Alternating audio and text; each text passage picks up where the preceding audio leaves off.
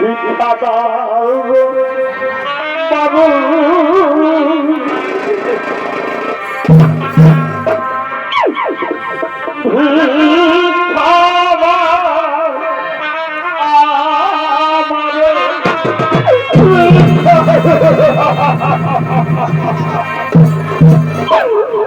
অজনগরবাসী আজ আমরা বড়ই অসহায় গরিব ব্রাহ্মণ ব্রাহ্মণী ও ভাবের জ্বালায় আমাদের সন্তানের মুখে আহার তুলে দিতে পারিনি গো।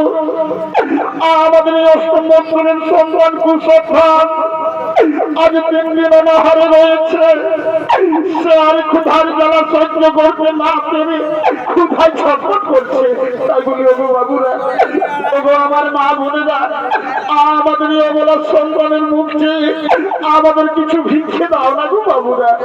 এই গরিব ব্রাহ্মণ ব্রাহ্মণীকে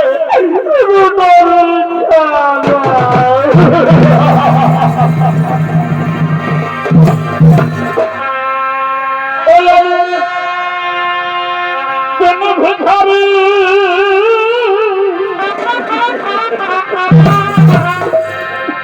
চলিতে না পারি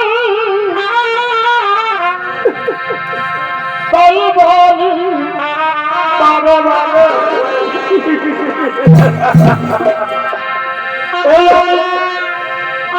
ভিখারি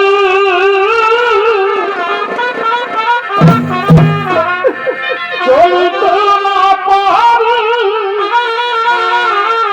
তাই বলি বাবা বাবা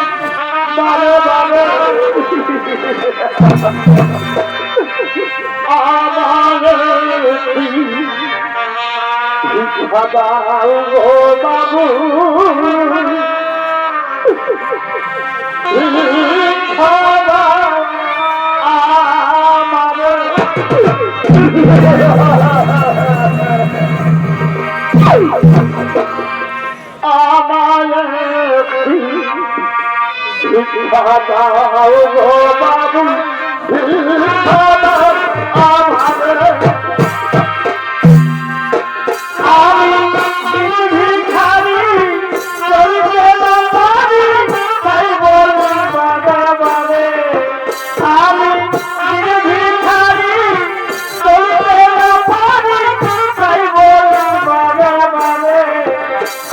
আমারে ভিক্ষা দাও গো বাবু ভিক্ষা দাও আমারে দাও গো বাবু ভিক্ষা দাও আমারে ওরে ভিখারি চলিতে না পারি তাই বলি বারে বারে ওরে ভিখারি চলিতে না পারি তাই বলি বারে বারে এই গরিবের ঘরে তুমি কেন পুত্র সন্তান জন্ম দিলে প্রভু? সন্তানের মুখে হাত তুলে দিতে পারে না। তোমার পরিবার প্রভু, তোমার লীলা।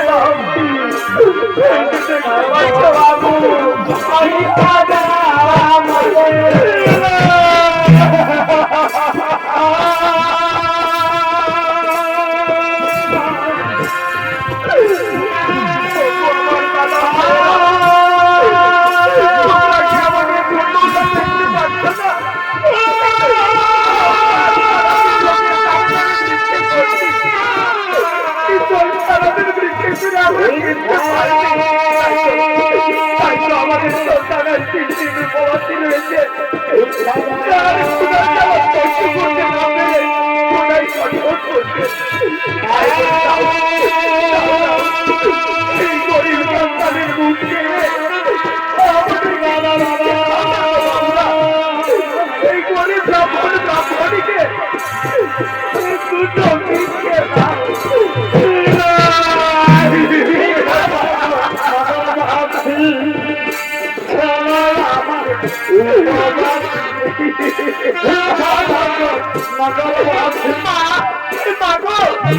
আমাকে খুব খিদে পেয়েছে মা, আমাকে কিছু খেতে দাও না মা গো, আমি যে আর হাঁটতে পারছি না। আমার সোনামণি, তুই ও কথা বলিস না বাবা, তোর চোখে জল দেখি না আমি যে আর দেখতে পারি না বাবা। চল চল বাবা চল, তোর পিতার হাত ধরে গুটি গুটি পায়ে এগিয়ে চল বাবা, এই গুটি গুটি পায়ে এগিয়ে চল। ওই যে তুমি গ্রাম দেখা যাচ্ছে, সেখানে মোরা চলে যাও বাবা, সেখানে মোরা চলে যাবো।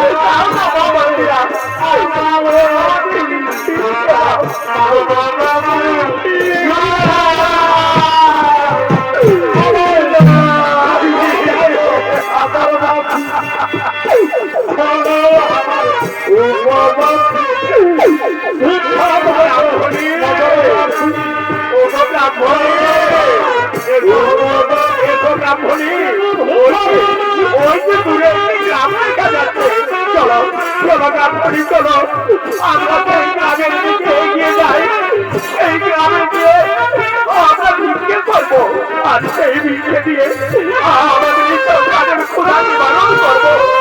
তাই বলি এসো এসো ব্রাহ্মণী, আমরা গ্রামের দিকে এগিয়ে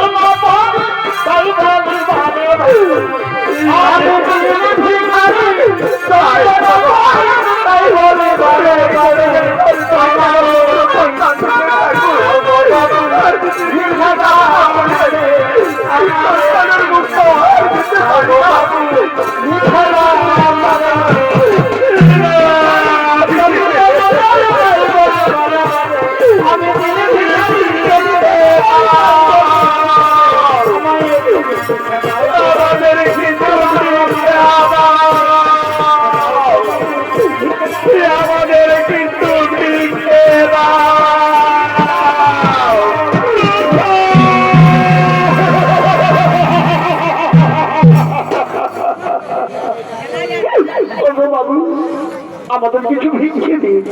এই যে দেখতে পাচ্ছেন, আজ আমরা সকাল থেকে লোকের বাড়ি বাড়ি ভিক্ষা করছি, আজ আমরা সারাদিন ভিক্ষা করে কিছুই পাইনি গো। আমাদের সঙ্গে রয়েছে অষ্টম বৎসরের ব্রাহ্মণ সন্তান কুশধ্বজ, সে দিন দিন অনাহারে রয়েছে, সে আর ক্ষুধার জ্বালা সহ্য করতে না পেরে ক্ষুধায় ছটফট করছে। তাই বলি ওগো বাবু, আমাদের এই অবলা সন্তানের মুখে আমাদের কিছু ভিক্ষে দিইনি গো বাবু। এই গরিব ব্রাহ্মণ ব্রাহ্মণীকে দুটো ভিক্ষা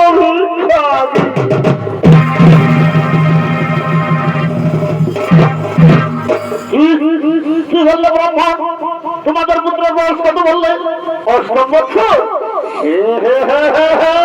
এই তো সেই গৌর বর্মা হরিভক্ত মিলে গেছে, মিলে গেছে।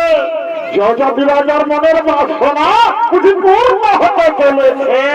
বলি শোনো ব্রাহ্মণ শোনো, শুধু ভিক্ষা না, আমার এই রথের দিকে চেয়ে দেখো, এই রথের মধ্যে যত রয়েছে ধান রত্নাবলী মুক্তা, এগুলো সমাজে তুমি উদ্ধার করে দেবো, কিন্তু একটি শর্তে। বলুন বাবু, বলুন আপনার কি সেই শর্ত? তাহলে শোনো ব্রাহ্মণ, ওই যে রয়েছে তোমাদের ছেলে কুশধ্বজ, ওকে চিরজনমের মতো আমার হাতে বিক্রি করে দিতে হবে। আমাদের পুত্র কুসুম ধ্বজকে চিরজনমের মতো আপনার হাতে বিক্রি করে দিতে হবে। আর তার বিনিময়ে এই ধন রত্ন মণি মুক্তা এগুলো সবাই দিয়ে দেবেন। তাহলে তো ভালোই হয়, তাহলে তো ভালোই হয়। তাহলে তার আমাদের এমন ভাবে দুঃখে জীবন যাপন করতে হবে না, লোকের দ্বারে দ্বারে গিয়ে ভিক্ষা করতে হবে না। আমি তাই করবো, আমি তাই করবো। বলে ব্রাহ্মণী শুনছে, এই যে আমাদের পুত্র কুসুম, একে যদি আমরা ওনার হাতে বিক্রি করি না স্বামী না, আমি কোনো কিছুর বিনিময়ে আমার এই পুত্রকে আমি বিক্রি করতে দেবো না স্বামী। কিছু নয় না, কিছু নয়।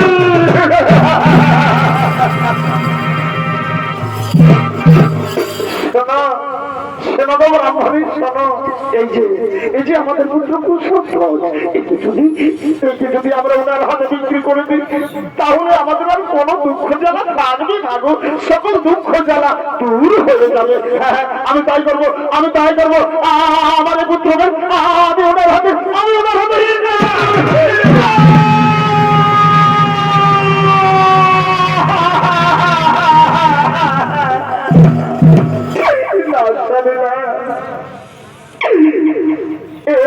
তুমি কি করবে স্বামী? এই কথা শোনার আগে আমার মৃত্যু হলো না কেন স্বামী? এই কথা শোনার আগে আমার মৃত্যু হলো না।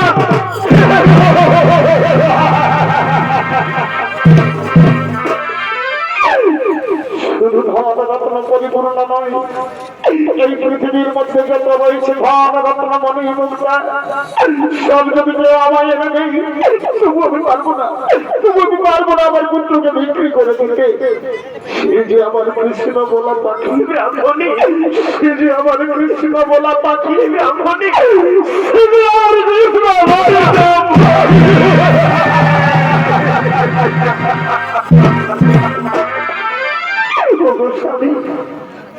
সারাদিন না খেয়ে অনাহারে থাকলেও আমার যে কোনো দুঃখ থাকে না, ওই প্রিয় পুত্রের মুখে একবার হরিনাম শ্রবণ করলে আমার যে সব দুঃখ জ্বালা দূরে সরে যায় গো স্বামী। দাদা স্বামী না, আমার প্রিয় পুত্রকে আমি কিছুতে বিক্রি করতে দেবো না স্বামী, কিছু নয় না।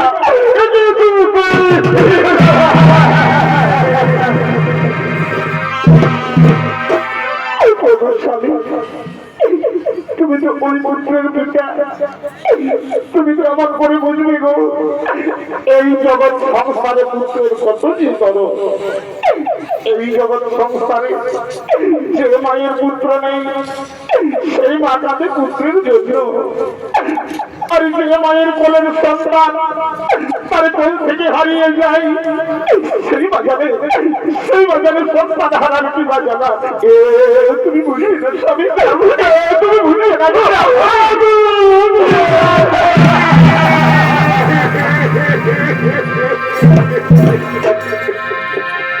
এই জগতে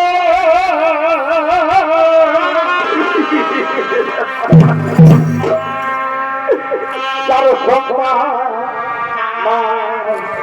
গো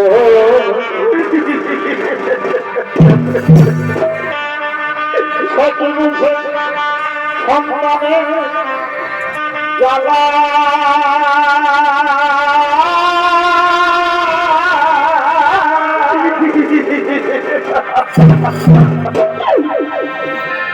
যে মায়ের কোমর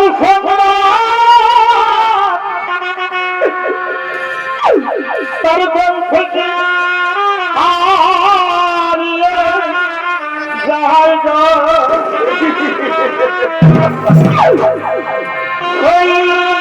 বুঝে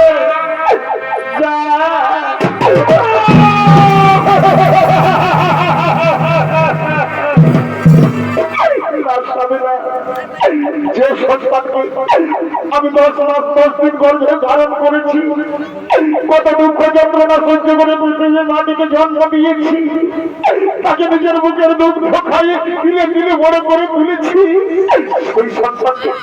সেই সন্তানকে আমি কিছুতে বিক্রি করতে দেবো না স্বামী, কিছু নেই না, কিছু নেই।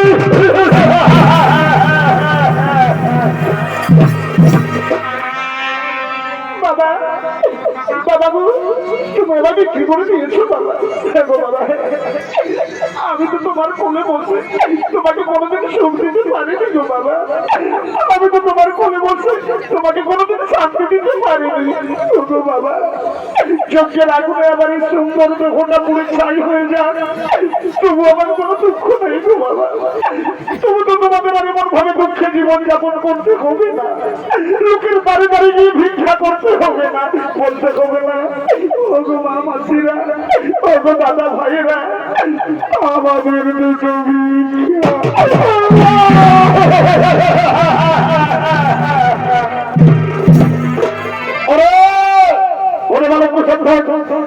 বিক্রি করে দিয়েছে। চলে এসো চলে এসো বলছি আমার সঙ্গে, চলে সবার সঙ্গে।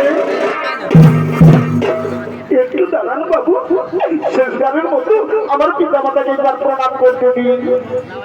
মা মাগো তুমি আর এমন ভাবে খেলবে না, তুমি আর এমন ভাবে চোখের জল ফেলো না মাগো। তোমাদের চরণে আমার এই শেষ প্রণাম রইল মা। আমি আবার তোমার কোলে ফিরে আসবো মাগো, আমি আবার তোমার কোলে ফিরে আসবো মা। ওগো মা ওগো বাবা, তোমরা এখন আমার হাসি মুখে বিদায় দাও, আমার হাসি মুখে বিদায়।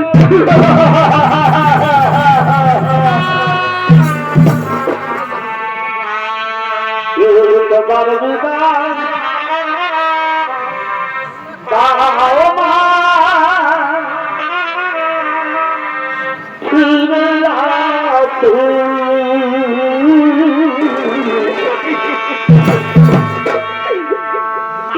তোমার বিদায় দাও মা, ফিরে